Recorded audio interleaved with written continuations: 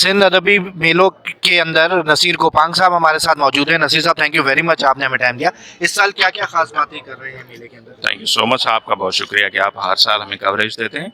अच्छा, इस मरतबा हमारा थीम है, जैसे हर साल सिंध लिटरेचर फेस्टिवल का थीम होता है, तो इस मरतबा हमारा थीम है सेव इंडस सेव लाइफ।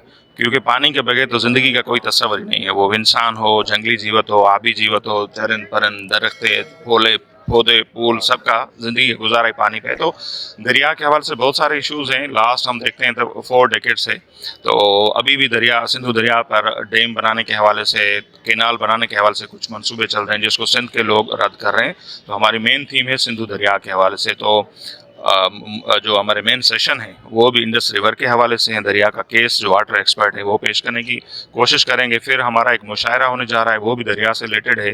तो जो शोरा हजरात हैं वो अपने अल्फाज के थ्रू सिंधु दरिया को ट्रिब्यूट पेश करेंगे। इसके अलावा एक थिएटर है, वो भी दरिया की कहानियाँ हैं। इंडस इकोस के नाम से एक डॉक्यूमेंट्री है, उसमें भी दरिया के हवाले से ही जिक्र है। उसके बाद फिर देखा जो 10 से ज़्यादा बुक्स हैं उनकी लॉन्चिंग है, और हिस्ट्री पे, कल्चर पे और तारीख पे मुख्तलिफ जो सेशंस हैं वो भी होने 30 के लगभग 2 दिनों में।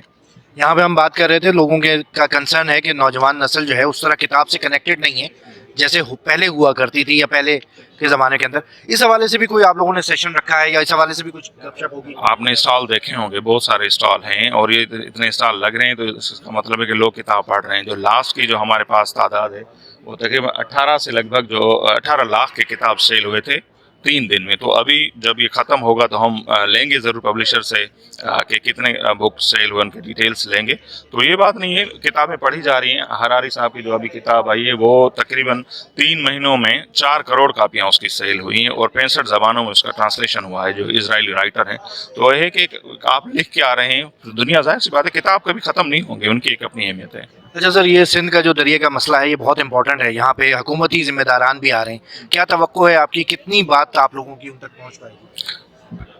पीपल्स पार्टी की गवर्नमेंट ऐसे चल ही नहीं सकती अगर वो दरिया का केस ना रखे। आपको माजी में अगर याद हो तो जब कालाबाग डैम का इशू था तो मोहतरमा बेनज़ीर भुट्टो की क़यादत में कमू शहीद पर बड़ा धरना लगा था ना। अभी भी सिंध असेंबली में जो है वो रेजोल्यूशन भी पास की हैं, बिलावल भुट्टो से लेकर जो भी पीपल्स पार्टी की क़यादत है वो इन तकरारी केनाल्स के हवाले से बयानात दे रहे हैं, और हमें उम्मीद है कि जामे पॉलिसी बनेगी।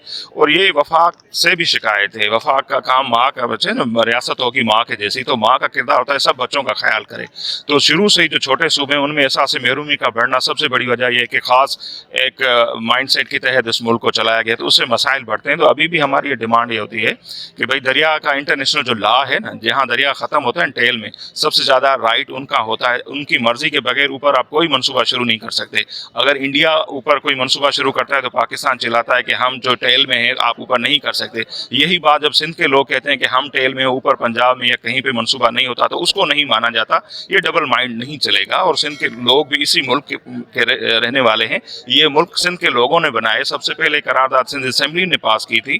तो कम से कम उनको भी सोचना चाहिए, जो पॉलिसी सेजर हैं, पॉलिसी बनाए, वो उनको काम होना चाहिए जोड़ने वाला, जो कि अब तक है नहीं। हम उम्मीद करते हैं, हम तो हमेशा पुरुम्मीद लोग हैं, और हम उम्मीद रखते हैं कि आगे वाले दिनों में इसमें बेहतरी आएगी। Thank you very much.